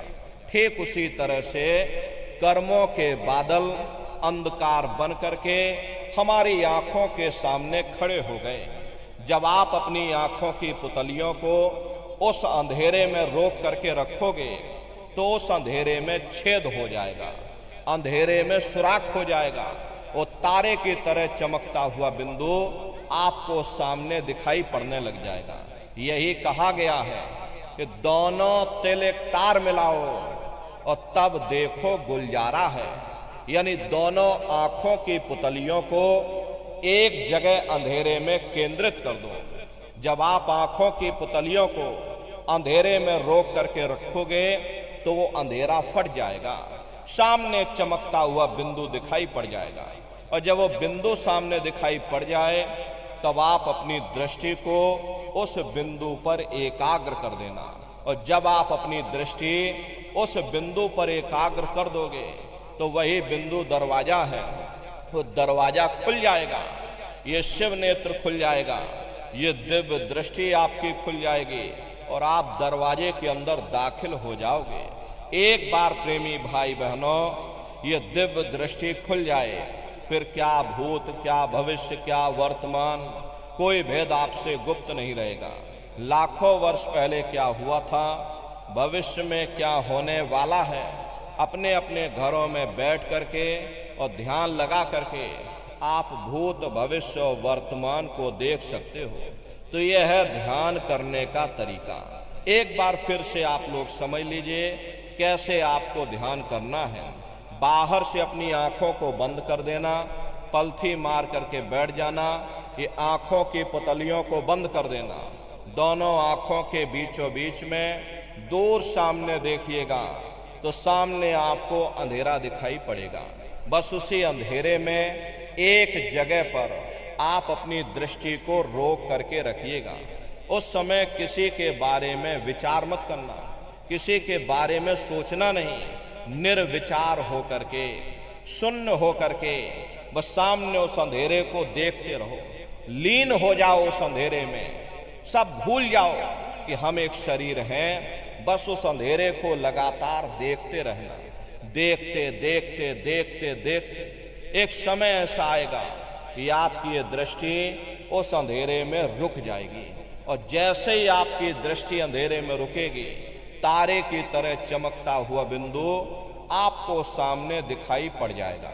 और जब वो बिंदु सामने दिखाई पड़ जाए तब आप अपनी दृष्टि को उस बिंदु पर एकाग्र कर देना। और जब आप अपनी दृष्टि उस बिंदु पर एकाग्र कर दोगे तो वो बिंदु फट जाएगा, वो दरवाजा खुल जाएगा, ये शिव नेत्र खुल जाएगा, ये दिव्य दृष्टि आपकी खुल जाएगी और आप दरवाजे के अंदर दाखिल हो जाओगे।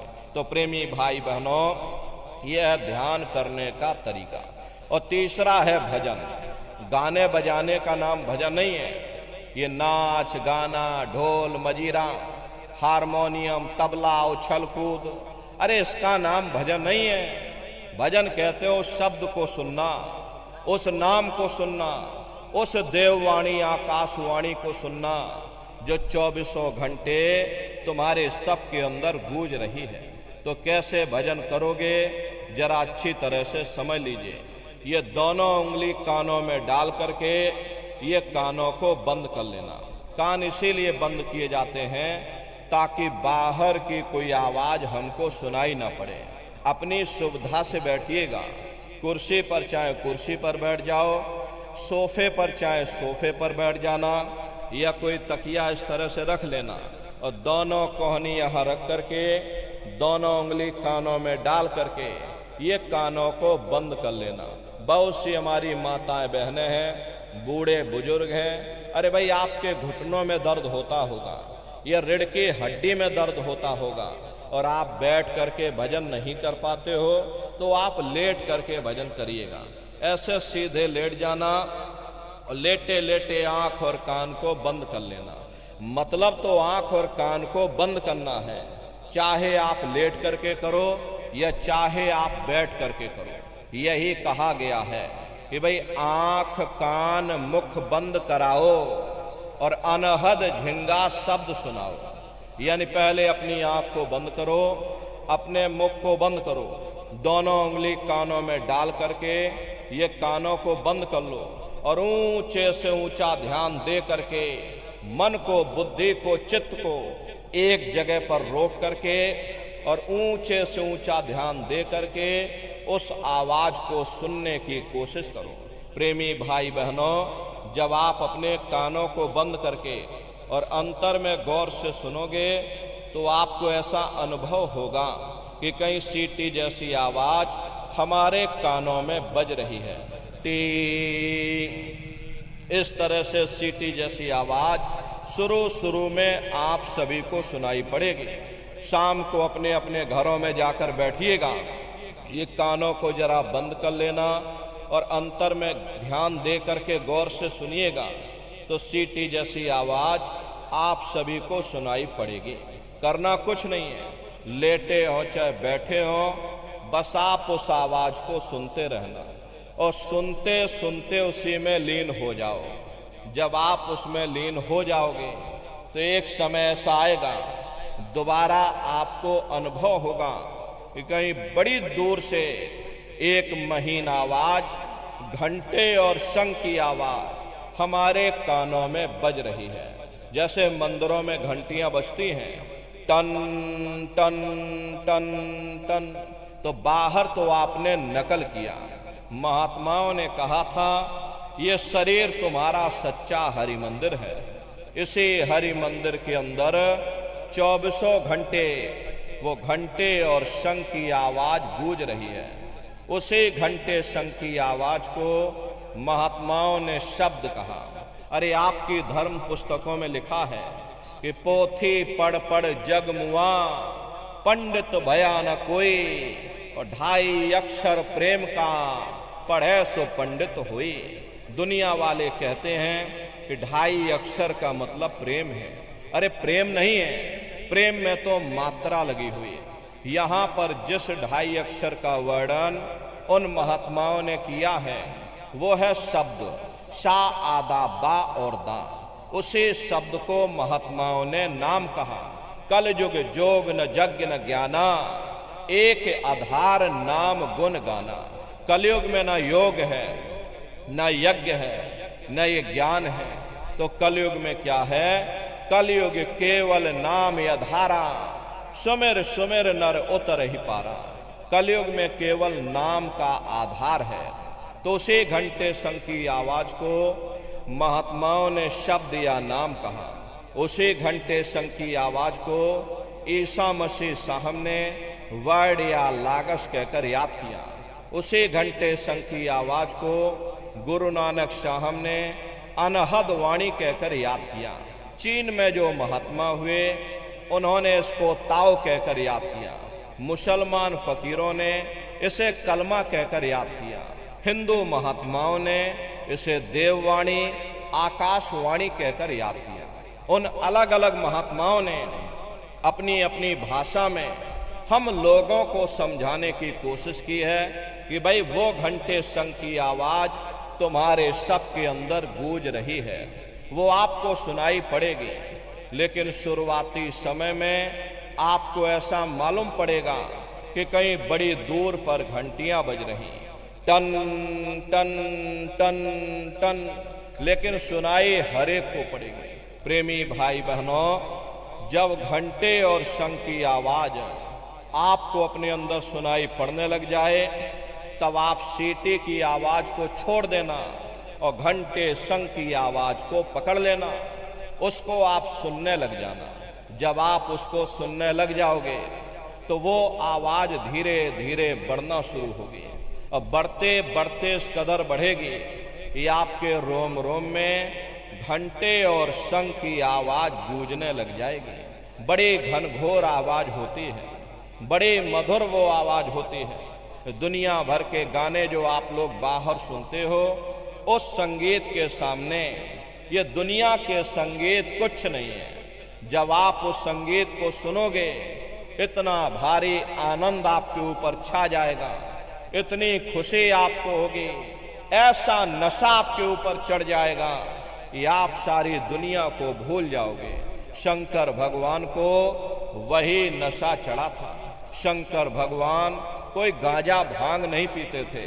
ये तो हमने आपने शंकर भगवान को भी बदनाम कर दिया कि शंकर भगवान गांजा भांग पीते थे तो चलो हम भी गांजा भांग फूकेंगे थे। वो नाम का नशा था, वो ध्यान का नशा था, वो भक्ति का नशा था। जब आप उस आवाज को सुनोगे तो आपको भी वो नशा चढ़ जाएगा, क्योंकि उस आवाज में चुंबक है। जब आप उस आवाज को सुनोगे तो वो आवाज आपको अपनी ओर खींचेगी, और जब खिंचाव होगा तो जीवात्मा का फैला हुआ प्रकाश 9 द्वारों से सिमटने लगेगा। अब ये 9 द्वार कौन कौन से हैं? देखो प्रेमी भाई बहनों, अच्छी तरह आप लोग समझिएगा, ये बहुत बड़ा विज्ञान है। दुनिया का विज्ञान जब समाप्त हो जाएगा तो ये विज्ञान प्रारंभ होगा। यही सच्चा सनातन विज्ञान है जो ऋषियों मुनियों ने समझाया, जिसको ये संसार भूल गया और बाहरी पाखंड में और कर्म कांडों में उलझ गया। तो आज सच्चे सनातन विज्ञान को समझने की जरूरत है। तो ये 9 दरवाजे कौन कौन से हैं? 2 आंख, 2 कान, 2 नाक के सुराख, 1 मुंह, 2 मलमूत्र का रास्ता, ये शरीर के 9 दरवाजे हैं। सबसे पहला दरवाजा गुदा चक्र आता है। गुदा चक्र में गणेश जी वास करते हैं। गणेश जी वहाँ के मालिक हैं। ये 4 दल का कवल है। यहाँ पर पृथ्वी तत्व पाया जाता है। उसके ऊपर इंद्रिय चक्र आता है। इंद्रिय चक्र में ब्रह्मा जी वास करते हैं। ब्रह्मा जी वहाँ के मालिक हैं। ये 6 दल का कवल है। यहाँ पर जल तत्व पाया जाता है। उसके ऊपर ये नाभि चक्र आता है। नाभि चक्र में विष्णु जी वास करते हैं। विष्णु जी यहाँ के मालिक हैं। ये 8 दल का कवल है। यहाँ पर अग्नि तत्व पाया जाता है। उसके ऊपर ये हृदय चक्र आता है। हृदय चक्र में शिव जी वास करते हैं। शिव जी यहाँ के मालिक हैं। ये 12 दल का कवल है। यहाँ पर वायु तत्व पाया जाता है। अरे वास तो वो ऊपरी मंडलों में, ऊपरी लोकों में वास करते हैं, लेकिन उनका प्रकाश, उनकी किरणें इन चक्रों पर पड़ती हैं। उसी के ऊपर एक कंठ चक्र आता है। यहाँ पर आद्या महाशक्ति की किरणें पड़ती हैं। ये 16 दल का कवल है। और आप सबसे ऊपर, तुम्हारी जीवात्मा सबसे ऊपर दोनों आंखों के मध्य भाग में बैठी है, जहाँ पर ये देवियाँ बिंदी लगाती हैं और पुरुष यहाँ पर ये टीका लगाते हैं। ये बिंदी और टीका यहाँ पर हम लोग इसीलिए लगाते हैं क्योंकि यहीं पर हमारी जीवात्मा बैठी है, उसका श्रृंगार किया जाता है। ये 10वां द्वार है जहाँ पर तुम्हारी जीवात्मा बैठी है। ये दोनों आंखों के बीचों बीच में, इसी को 10वां द्वार कहते हैं। अरे आप लोग रोज चौपाई गाते हो कि मंगल भवन अमंगल हारी, द्रवौ सुदशरथि अजर बिहारी।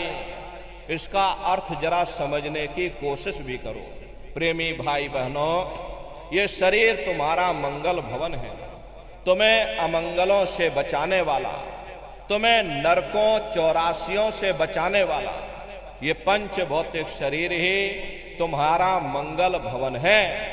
इस मंगल भवन के 10 दरवाजे हैं और 10वें दरवाजे पर ये अजर बिहारी यानी कि तुम्हारी जीवात्मा बैठी है। और यहीं पर बैठ करके जीवात्मा अपने प्रकाश को 9 दरवाजों में फैलाती है, जिससे तुम्हारा ये शरीर चलता है, तुम्हारे हाथ चलते हैं, तुम्हारे ये पैर चलते हैं। जब आप भजन करोगे और जब घंटे और शंख की आवाज को सुनोगे तो उस आवाज में चुंबक है, वो आवाज आपको अपनी ओर खींचेगी। और जब खिंचाव होगा तो जीवात्मा का फैला हुआ प्रकाश 9 दरवाजों से सिमट करके यही 10वें दरवाजे पर इकट्ठा हो जाएगा। और जैसे ही सारी शक्ति, सारी चेतना सिमट करके यहाँ पर इकट्ठी हुई, तो शब्द क्या काम करेगा? शब्द तुम्हारी जीवात्मा को खींच करके इस शरीर से बाहर कर देगा। फिर आप अपनी आंखों से देखिएगा कि हमारा शरीर ये है, हम ये खड़े। आप अपने शरीर से अलग हो जाओगे। जैसे चिड़िया होती है, चिड़िया घोंसले से निकल करके आसमानों की उड़ान भरती है, शाम को फिर अपने घोंसले में आ जाती है। ऐसे ही तुम्हारी ये जीवात्मा इस शरीर रूपी घोंसले से निकल करके ब्रह्मांडों की सैर करेगी, देवी देवताओं के दर्शन करेगी, भगवान राम के दर्शन करेगी, भगवान कृष्ण के दर्शन करेगी, और घूम करके फिर अपने शरीर रूपी घोंसले में वापस चली आएगी। प्रेमी भाई बहनों, ये ब्रह्मा विष्णु महादेव जिनकी सारी दुनिया पूजा करती है, अरे आप सभी लोग ब्रह्मा विष्णु महादेव की पूजा करते हो, और पूजा करते करते आपका ये जीवन बीत गया, जिंदगी तुम्हारी बीत गई, लेकिन कभी तुमने विचार ये नहीं किया कि भाई जिनकी हम पूजा कर रहे, आखिर ये ब्रह्मा विष्णु महादेव कौन है? ये कहाँ पर रहते हैं? ये क्या काम करते हैं? इनके माँ बाप कौन हैं? भगवान राम कौन है? भगवान कृष्ण कौन है? ईश्वर कौन है? ब्रह्म कौन है? पर ब्रह्म कौन है? ये कहाँ पर रहते हैं? तो जरा संक्षिप्त में आप समझिएगा, क्योंकि अगर हम इसका वर्णन करेंगे लाखों वर्ष लग जाएंगे, एक लोक का वर्णन नहीं हो पाएगा। इतने विशाल लोक इस आसमान से ऊपर बने हुए, वैज्ञानिक लोग इसकी खोज कर रहे हैं। कोई चंद्रमा तक चंद्रयान को भेज रहा, कोई मंगल ग्रह पर मंगलयान को भेज रहा, लेकिन प्रेमी भाई बहनों, इस संसार की धातु वहां तक नहीं पहुंच पाएगी। तो किन किन मंडलों को पार करते हुए तुम्हारी ये जीवात्मा अपने 5वें मंडल पर यानी कि सचखंड में पहुंचेगी। रास्ते में कौन कौन से देश मिलेंगे, उस देश के कौन कौन से राजा मिलेंगे, तो जरा संक्षिप्त में आप समझ लीजिए। प्रेमी भाई बहनों, जब आप लोग भजन करोगे और जब घंटे और शंख की आवाज को सुनोगे, तो उसी घंटे शंख की आवाज को पकड़ करके ये जीवात्मा ब्रह्मांडों की चढ़ाई करती है। पलक झपकते यह जीवात्मा खरबों योजन ऊपर चली जाती है। ये चांद सूरज सितारों को पार करने के बाद में सबसे पहले जो आपको लोक मिलेगा, उसे महात्माओं ने शिवलोक कहा। शिवलोक तमोगुणी स्थान है, वहाँ के मालिक शिव जी हैं, वो पार्वती जी के साथ में उस लोक में विराजमान है। चैतन्य धार जो ऊपर से नीचे आ रही, जिसे महात्माओं ने गंगा कहा, वह अपना केंद्र बिंदु शिवलोक को बनाती है। इसीलिए शिव जी की जटा में ये गंगा दर्शाई जाती हैं। इस लोक में असंख्यों जीवात्माएं रहती हैं। ये सभी जीवात्माएं शिव स्वरूप में मौजूद होती हैं। जब आप वहां पहुंचोगे और शिव जी का जब प्रत्यक्ष दर्शन करोगे, तो आपका स्वरूप भी शिव के समान यानी कि शिव स्वरूप हो जाएगा। जो शक्तियां शिव जी को प्राप्त होती हैं, वही शक्तियां साधक को भी प्राप्त हो जाती हैं। उन शक्तियों को प्राप्त कर लेने के बाद में फिर तुम्हारी यही जीवात्मा फिर घंटे शंख की आवाज को पकड़ करके फिर जब आप ऊपर चढ़ोगे, उसी के ऊपर ब्रह्मा जी का लोक आएगा। ब्रह्मा जी का लोक वो रजोगुणी स्थान है। वहाँ के मालिक ब्रह्मा जी हैं। वो गायत्री, सावित्री और सरस्वती के साथ उस लोक में विराजमान है। और ब्रह्मा जी का दर्शन करने के बाद में फिर घंटे शंख की आवाज को पकड़ करके फिर जब आप ऊपर चढ़ोगे, उसी के ऊपर विष्णु लोक आएगा। विष्णु लोक वो सतोगुणी स्थान है। वहाँ के मालिक विष्णु जी हैं। उनका बड़ा मनमोहक स्वरूप है। उनकी 4 भुजाएं हैं और चारों भुजाओं में शंख, गदा, पद्म और चक्र सुशोभित है। और आप क्षीर सागर में लक्ष्मी जी के साथ विराजमान हैं। ये तीनों देवता ब्रह्मा, विष्णु और महादेव अपने अपने लोक में बैठ करके राज कर रहे। एक रचयिता है जो हम जीवों को रचता है, एक पालनहार है जो हम जीवों को पालता है, एक संहार करता है जो हम जीवों को नष्ट कर देता। एक का काम है शरीर को बनाना, एक का काम है शरीर की सुरक्षा करना, एक का काम है शरीर को नष्ट कर देना। इनके जो माता हैं वो आद्या महाशक्ति हैं। ब्रह्मा विष्णु महादेव लोक के ऊपर वो आद्या महाशक्ति का लोक आता है, उसी को देवी दुर्गा का लोक कहा जाता। और उसी लोक को पार करने के बाद में सबसे पहला देश पड़ता है, या यूं कह लीजिए पहली राजधानी पड़ती है, जिसे महात्माओं ने सहस दल कवल कहा। वो राजधानी है। जैसे आपके उत्तर प्रदेश की राजधानी लखनऊ है और जौनपुर आपका जिला है, इसी तरह प्रेमी भाई बहनों वो सहस दल कवल राजधानी है। ये ब्रह्मा विष्णु महादेव के जो लोक हैं उस राजधानी के अंतर्गत आने वाले जिले हैं। और राजधानी का जो मालिक है वो निरंजन भगवान है। ये ब्रह्मा विष्णु महादेव ये निरंजन भगवान के ही पुत्र हैं। और ये आद्या महाशक्ति देवी दुर्गा ये निरंजन भगवान की अर्धांगिनी है। और निरंजन भगवान स्वयं तीनों लोकों के मालिक हैं। उन्हीं को त्रिलोकीनाथ कहा जाता है।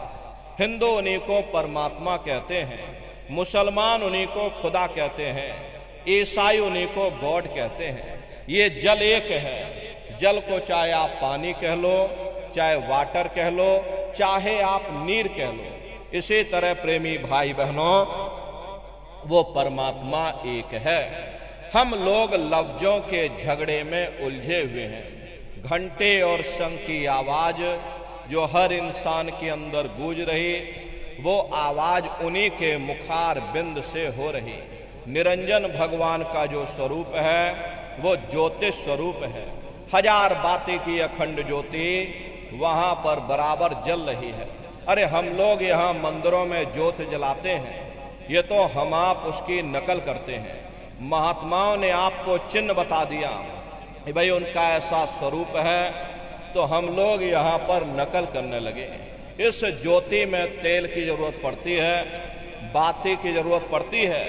तेल बाती खत्म हो जाए, ज्योति तुम्हारी बुझ जाएगी।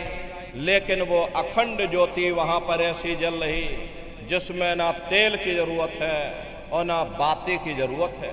महात्माओं ने लिखा है कि उल्टा कुआं गगन में, तिसमें जरे चिराग, तिसमें जरे चिराग, बिना रोगन बिन बाती, 6 ऋतु 12 मास, जरत रहे दिन राती, सतगुर मिले जो होए, ताहि की नजर में आवे, बिन सतगुर नहीं कोई, वाह को दर्शावे। वो अखंड ज्योति ऐसी है जिससे पूरा ब्रह्मांड प्रकाशवान हो रहा। जितनी भी अवतारी शक्तियां आई, भगवान राम आए, राम को वहीं से नीचे उतारा गया। इसीलिए उस देश को अयोध्या नगरी या कौशलपुर देश भी कहा जाता है। अरे गोस्वामी जी महाराज जब साधना करके वहां पहुंचे, तभी गोस्वामी जी महाराज ने रामचरित्र मानस में लिख दिया। देखो प्रेमी भाई बहनों, रामचरित्र मानस में गोस्वामी जी महाराज ने जो भी लिखा है वो सब अंतर का भेद लिखा। जब उन्होंने साधना किया, साधना करके जब ऊपर गए, जो कुछ उन्होंने ऊपर जा करके देखा वो रामचरित्र मानस में लिख दिया। आप लोग ऊपर गए नहीं, आपने कुछ देखा नहीं, इसीलिए आप अर्थों को समझ नहीं पाते हो और अर्थ का अनर्थ कर देते। तो क्या लिखा गोस्वामी जी महाराज ने? देखिए गोस्वामी जी महाराज रामचरित्र मानस में लिखते हैं कि मोद्यो नैन त्रिशत में भयो, पुण्य चितवत कौशलपुर गयो। जब मैंने अपने बाहर की आंख बंद की, मेरी अंतर की आंख खुल गई और मैं क्या देख रहा हूं, मैं कौशलपुर देश में पहुंच गया। मोहे विलोक राम मुस्काई, मुझे देख करके भगवान राम प्रसन्न हो गए। उन्होंने ऊपर जाने का मुझे रास्ता दे दिया। मैं ऊपर जा करके क्या देख रहा हूं, उधर माज सुनंडज राया, देखें बहु ब्रह्मांड निकाया, अति विचित्रता लोक अनेका, रचना अधिक एक टेका। विचित्र विचित्र भांत के वहां पर लोक बने हुए, एक से बढ़कर एक सुंदर सोने के वहां पर महल बने, जिनकी शोभा अवर्णीय है। प्रेमी भाई बहनों, वो असली अयोध्या नगरी है, वो भगवान राम का असली देश है। जब आप लोग साधना करके वहां पहुंचोगे और अपनी दिव्य दृष्टि से उस अयोध्या नगरी को जब आप स्वयं देखोगे, अरे तुम देखते रह जाओगे, ये क्या ईश्वर की लीला है, कैसे उसकी कारीगरी है, अनंत उसकी सत्ता है, अनंत उसका प्रकाश है। उसी आनंद को पा करके बड़े बड़े राजे महाराजाओं ने अपने राजकाज पर ठोकरें मार दी और जंगलों में जाकर के नंगे हो करके नाचने लगे। इतना आनंद, इतनी खुशी उन साधकों को होती है। मीराबाई को जब वो दौलत मिल गई, मीराबाई ने अपना राजपाट छोड़ दिया और मीराबाई कहने लगी कि मैं मिल जाए पाए पीऊ अपना, तब मेरी पीर बुझानी, और मीरा सूरत शब्द सहलानी। कबीर साहब को जब वो दौलत मिल गई और इन महात्माओं को जब वो दौलत मिल गई, उन्होंने ऊपर चढ़ करके उस अयोध्या नगरी को देखा, भगवान राम के देश को देखा, तो कलम तोड़ करके लिख दिया। अरे चिल्लाने लगे, अचरज देखा भारी साधो, अचरज देखा भारी रे, बिना बजाए निस्दिन बाजे, घंटा शंख नगारी रे, बहरा सुन सुन मस्त होते हैं, तन की खबर बिसारी रे, बिन भूमि के महल बना है, तामे जो तुजारी रे, अंधा देख देख सुख पावे, बात बतावे सारी रे, जीता मर कर फिर जी जावे, बिन भोजन बलधारी रे, ब्रह्मानंद संत जन बिरला, कोई समझे बात हमारी रे। प्रेमी भाई बहनों, वो असली अयोध्या नगरी है, वो भगवान राम का असली देश है। अरे राम जी का दर्शन करने के बाद में फिर तुम्हारी यही जीवात्मा दूसरे मंडल की आवाज को पकड़ करके और दूसरे मंडल की चढ़ाई करेगी। श्याम तज श्वेत को गहना, सुरत को तान धुन सुनना, बंक के द्वार धस बैठो और त्रिकुटी जाय कर लेना। उसी के ऊपर दूसरा देश आता है जिसे महात्माओं ने त्रिकुटी देश कहा। वहाँ के जो मालिक हैं वो ब्रह्म है। वहीं से मन और माया की उत्पत्ति हुई। वहीं से तीन गुण, रजोगुण, तमोगुण, सतोगुण, तीनों गुणों की उत्पत्ति वहीं से हुई। ये जो आपके वेद हैं, वेदों को सारी दुनिया पढ़ती है, वेदों की भी उत्पत्ति उसी स्थान से हुई है। अरे महात्मा कहते हैं कि त्रिकुटी महल में विद्या सारा, घनहर गरजे बजे नगारा, लाल वरन सूरज उजियारा। वहां पर दो धुने, बादलों की गर्जन और मृदंग की आवाज उस लोक में गूंजती रहती है। जैसे पहले स्थान पर भगवान राम के देश में घंटे और शंख की आवाज गूंजती है, ऐसे दूसरे मंडल पर यानी कि ब्रह्म के देश में बादलों की गर्जन और मृदंग वहां पर बजता रहता है। ओम का जाप बराबर वहां होता रहता है। ब्रह्म का जो स्वरूप है लाल वरण सूरज उजियारा। ये सूरज कुछ नहीं है। ऐसे तुम लाखों लाख सूर्य इकट्ठे करोगे तो वहां का एक सूर्य बनेगा। प्रेमी भाई बहनों, ब्रह्म का जो स्वरूप है वो सुबह के लाल सूर्य के समान है, इसीलिए वहां का पूरा ब्रह्मांड लाल है।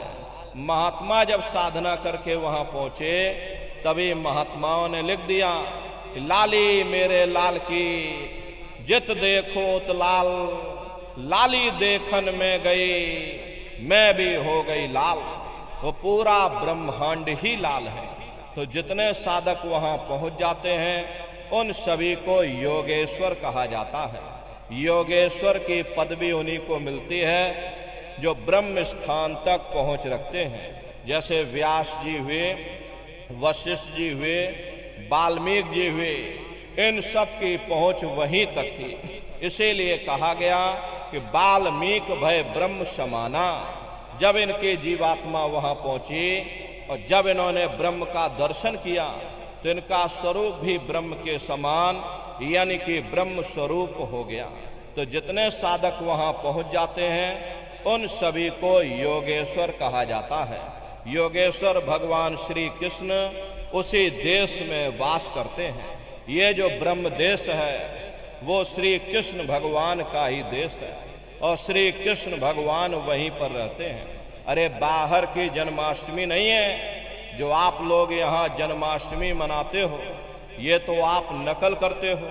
महात्माओं ने कहा था भाई सही मायने में तुम जन्माष्टमी कब मनाओगे?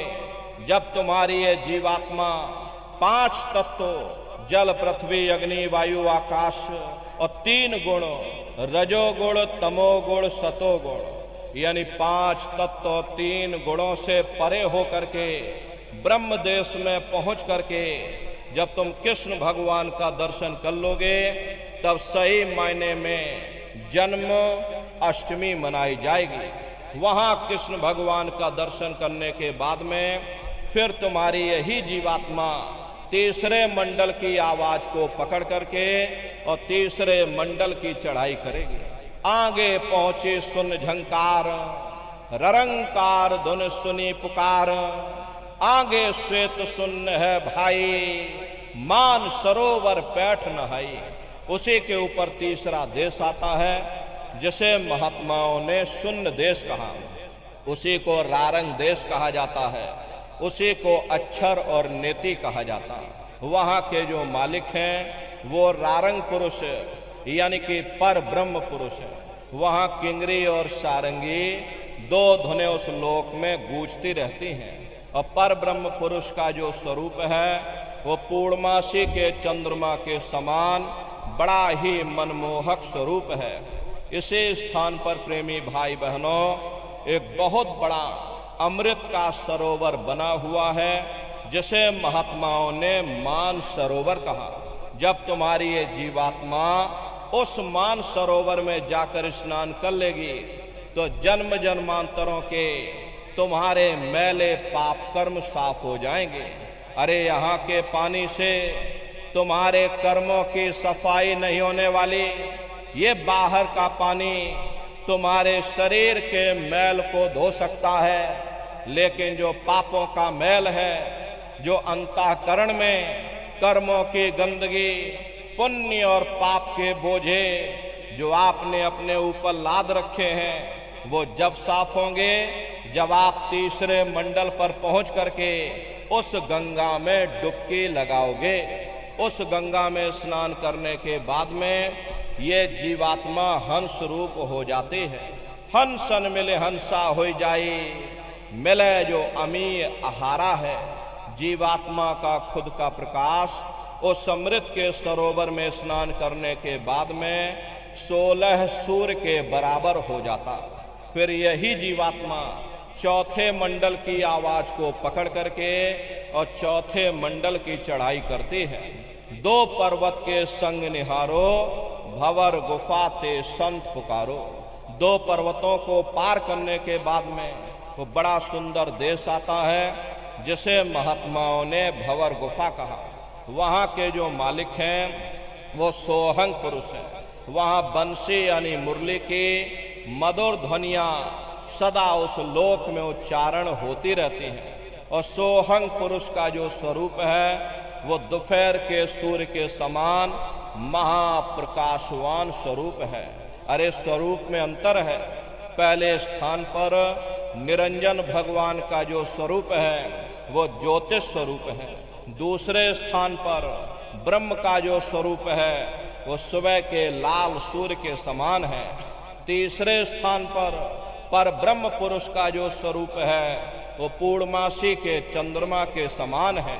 चौथे स्थान पर सोहंग पुरुष का जो स्वरूप है वो दोपहर